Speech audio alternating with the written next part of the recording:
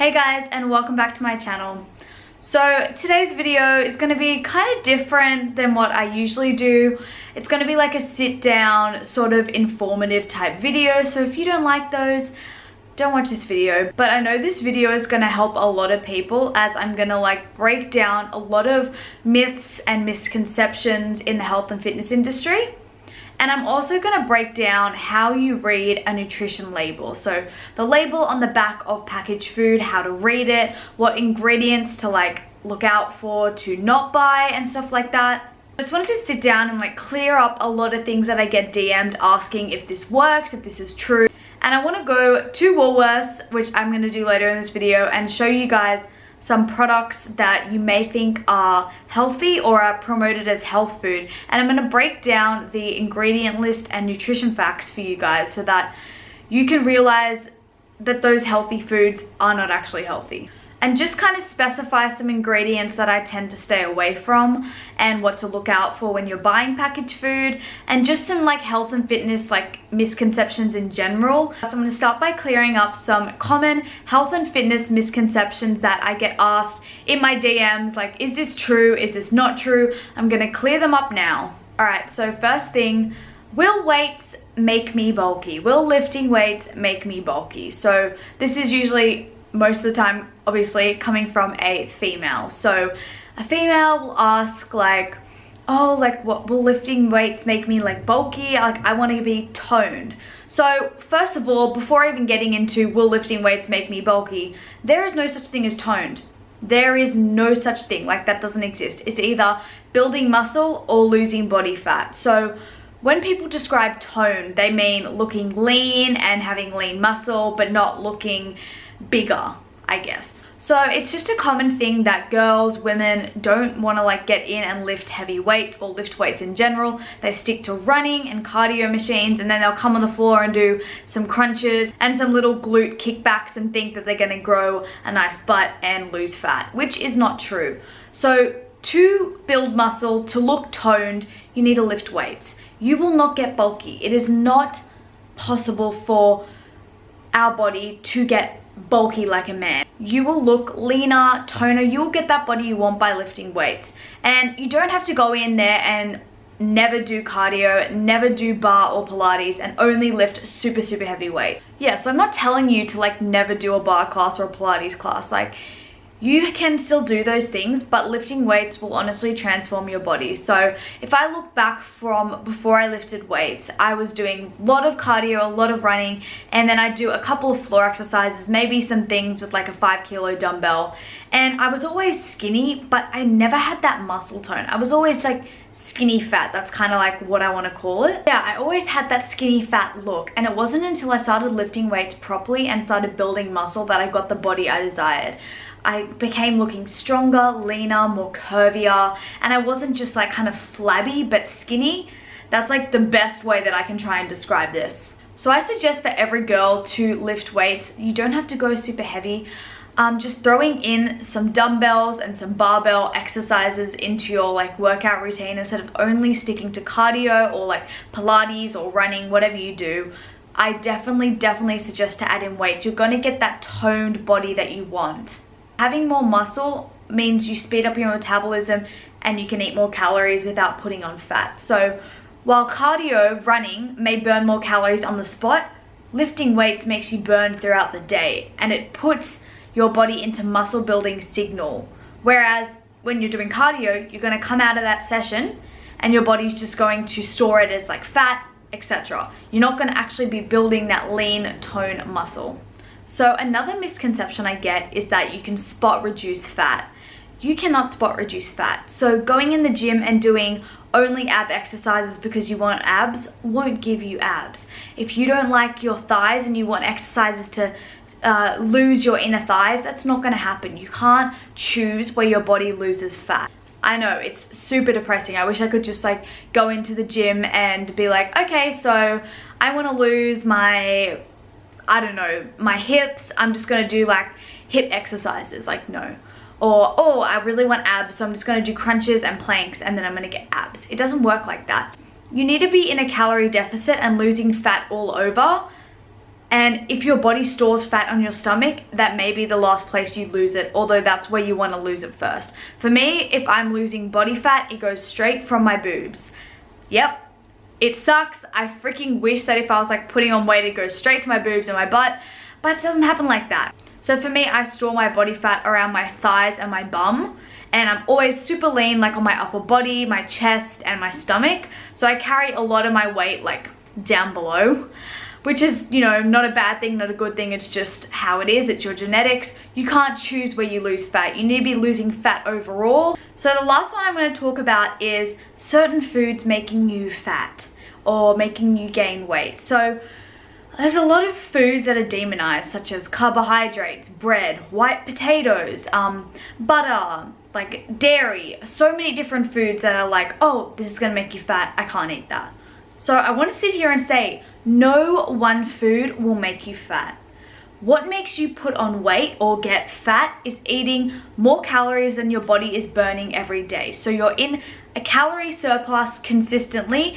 That is going to make you put on weight. It is not what type of food, it is how much you are consuming of that food. So I know people are like, oh, I don't eat white potatoes because like it makes you fat. No, white potatoes and sweet potatoes virtually have the same calories and nutritional profiles per 100 grams or per serving. There is not a type of food that will make you fat. Obviously, there is foods that are calorie dense, which can make you overeat. Yes, there may be low nutritional value of those foods, like there's no micronutrients and they're very calorie dense per serving, but having those foods in moderation will not make you fat. Same as when people say like white rice and white potatoes are bad, like I said before. There is virtually no difference between white and brown rice, besides white rice having a little bit less fiber and a little higher glycemic index. But for the average person, the difference between that white and brown rice is virtually nothing. For me, actually, I prefer white rice because it's easier to digest. So now I kind of want to get into reading nutrition labels. Okay, so the first thing I'm going to show you is these Simple Mills crunchy chocolate chip cookies. These are like so delicious. So first things first, I'm going to pop up the box for you guys. Let's get it in focus. Alright, so looking at the box here, you can see already, first things first up the top, it says 6 grams of sugar per serving, naturally gluten-free, smartly sweetened with coconut sugar, made with simple whole food ingredients, gluten-free, vegan. So packaging will sometimes mislead you. So this brand doesn't, because I don't keep foods like that in my pantry, but when you look at the front of a box, it may say things like sugar-free, like low in fat, low sugar, whatever. But that is a marketing ploy. So don't be too concerned about what it says on the front of the box. It's when you flip it around or to the side in this case that you want to be aware of. I'm going to hold up the ingredients list and get it in focus just so you can have a quick look. And same as the nutrition facts, you can have a little read of that. But I'm going to kind of break it down for you guys. So as I read these ingredients list, I know what every single ingredient is. That is the main thing I look at before buying a packaged product. I read the ingredients and I say, do I understand what each of those ingredients are? There should not be numbers on your food. So if there's an ingredient that's like 522, do not buy it, put it down. If you don't know what the food is or the ingredient is, do not buy it. That's my main advice when buying packaged food. If you don't understand an ingredient, don't buy it. It's as simple as that. So the next thing I like to look at when I'm reading a nutrition label is the nutrition facts. So the first thing I look at is ingredients. That's the most important to me. Before calories, before sugar, before anything else, I look at ingredients. Once I've checked the ingredients and if I see that they meet my standards and they look really good, then I'll move into the nutrition facts. I just have a quick glance over that. The most important thing I look at is sugar, specifically added sugar. So per serving, it's got 6 grams of sugar. So what you want to look at is how many servings per container and how much sugar per serving. So this has 7 servings per container, 3 cookies is a serving, and each serving has 6 grams of sugar, which is really good. So depending on the product, you want to keep the sugar as low as possible. So because this is a chocolate chip cookie, it has more sugar. I'm looking at something like Greek yogurt or granola. I like the sugar to be even lower, but because this is a treat, it's cookies, I don't mind if it's a little bit higher. I do like that it's got the coconut sugar compared to the normal sugar. So again, I'll have a quick glance at the sugars. Even if it's natural sugars like from dates and fruit, if it's like 20 grams of sugar for a protein bar, I'm not gonna buy it. That's just like a bit excessive. But so yeah, I like to check the sugar after the ingredients. Then I'll have a quick glance at calories. So I'm not too concerned about calories, but it's always good to just have a glance over to see what it is, depending on your goals as well. If you're trying to lose weight, then definitely looking at the calories and how many servings per container could be helpful for you. And to be honest, I never really look at carbs, protein, and fats because I eat intuitively and I listen to my body. I'm not too concerned about that.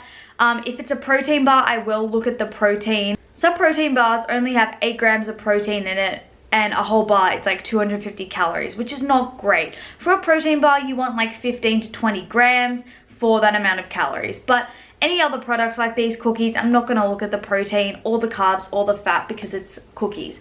The only thing I'll look at is the sugars and the ingredients, and then have a quick glance at the calories and the servings. I can just look at an ingredient list and know whether or not to buy it, but I know back before I learned about nutrition, I'd go to the store and buy these healthy granola bars and cereal and protein bars that had a full ingredient list of crap, but I look at the front and it would say sugar-free or high protein and you think it's healthy. It's so important to flip the box around and read what is actually in it.